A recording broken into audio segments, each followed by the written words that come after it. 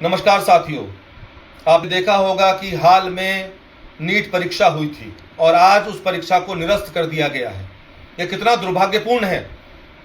जिस सरकार के ऊपर जिम्मेदारी है कि पारदर्शी तरीके से योग्यता के आधार पर युवाओं को, छात्रों को अवसर मिले, वही सरकार पारदर्शी तरीके से, ईमानदारी से एक परीक्षा तक नहीं करा पा रही है। यह देश के लिए दुर्भाग्य है। उत्तराखंड का इंजन तो पहले ही फेल था। उत्तराखंड में तो सारी परीक्षाएं में घोटाले हो रहे थे। केंद्र सरकार ने भी ये साबित कर दिया है घोटाला करके कि वो बड़ा इंजन जो है केंद्र सरकार का, वो भी फेल हो चुका है। और विशेष तौर पर युवाओं और छात्रों की जब बात आती है तो इनके सारे इंजन फेल हो जाते हैं।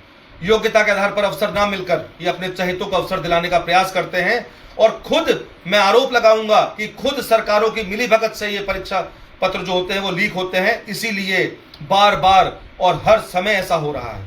आज तो हम तकनीक में काफी आगे निकल गए हैं। जब जिन दिनों हम तकनीक में पीछे भी होते थे, उन दिनों में भी देश में परीक्षाएं पारदर्शी तरीके से होती थी और योग्यता के आधार पर लोगों को अवसर मिलते थे। ये हमारे देश की पहचान थी। लेकिन आज क्या हो गया है?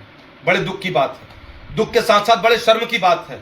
दुख और शर्म के साथ साथ ये सरकार के निकम्मेपन का प्रत्यक्ष उदाहरण है। इनके निकम्मेपन, इनकी नाकामी, इनकी खराब नीयत का ये हर उत्तराखंडी, हर देशवासी, हर हिंदुस्तानी को हम शर्मसार कई बार पहले भी हो चुके हैं और बार बार हो रहे हैं।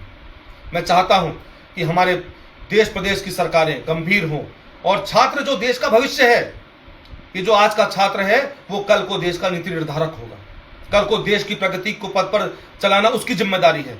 अगर आज हम उसको योग्यता के आधार पर अवसर नहीं देंगे और उसका हक मारने का काम करेंगे तो कैसे हमारा देश, कैसे हमारा समाज आगे बढ़ेगा, एक एक बड़ा प्रश्न चिन्ह है।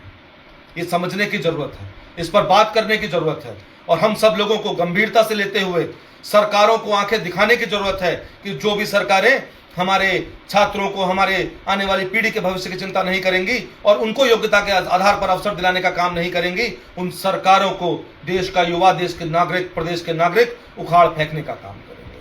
आओ इस लड़ाई को, इस संघर्ष को सब लोग मिलजुल कर करें और ताकि आने वाले समय में इस बेशरम सरकार को थोड़ी शर्म आए और थोड़ी गंभीरता से परीक्षाएं हो और योग्यता के अनुसार हमारे बच्चों को अवसर मिले। धन्यवाद। जय हिंद, जय भारत, जय उत्तराखंड।